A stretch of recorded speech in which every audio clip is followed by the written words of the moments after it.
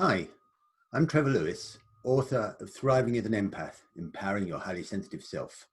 I've been an empath all my life, and since 2013, I've been on a mission to help other empaths learn more easily the lessons I had to learn the hard way. This talk addresses the most important lesson for any struggling empath to understand: that many of the emotions you are feeling are simply not yours. And the way to find out whether they are yours or not is to ask, is it mine? Right now, you may be thinking, what do you mean, is it mine? If I'm feeling it, it must be mine, right? Well, yes and no.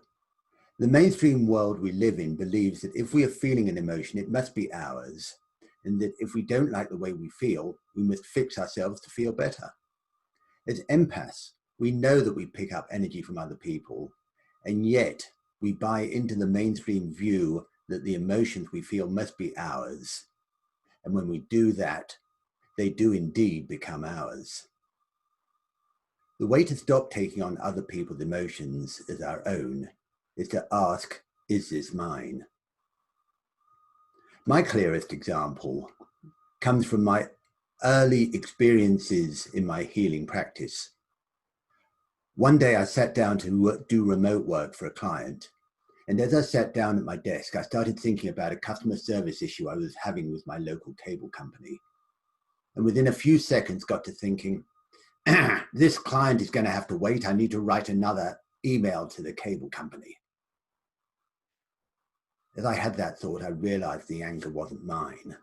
I had tuned into my client and had started processing his anger. In doing so, my mind immediately went to justifying why I was feeling angry, and hence the issue with the cable company. Was I angry with the cable company? Yes, but in that moment, the anger I was actually processing was triggered by me tuning into my client. Recognizing that allowed me to release my attachment to the emotion, to focus on clearing my client, and later to deal with the cable company at the proper time. Notice how tricky the mind can be.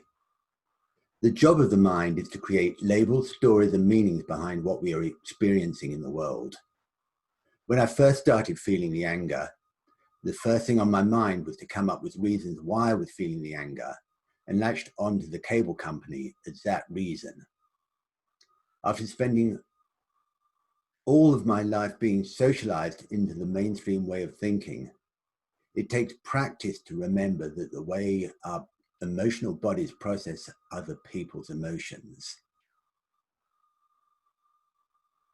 Often, just asking the question, is it mine, can be enough to realize that the answer is no, and for the emotion to dissolve. Sometimes more work is required. If you can work out who you are processing, it's useful to run the light projector exercise for them, and that can be enough to shift the energy. The light projector exercise is the topic of another talk in this series. Now, some of you are asking, how do I get an answer to, is it mine? How do I determine who the emotion belongs to? If I don't get an immediate intuitive answer, or if I don't trust my intuition, then what? The tools that I personally use are either a pendulum or muscle testing. These are both great tools for getting yes-no answers to specific questions. Their value is in bypassing the intellect, and so enabling you to tap into the wisdom of your own body. Our mind doesn't always give us accurate information. Our body always does. But using tools to help our intuition is a topic for another talk. There's much more to be said on that topic. Before I finish here, I'm going to add a footnote. Some empaths I've met don't even bother asking, is it mine at all?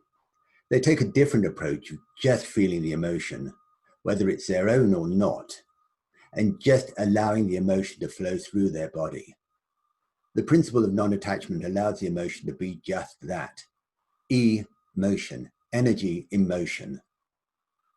By just allowing the emotion to flow through, they can release the feeling and move on with their lives.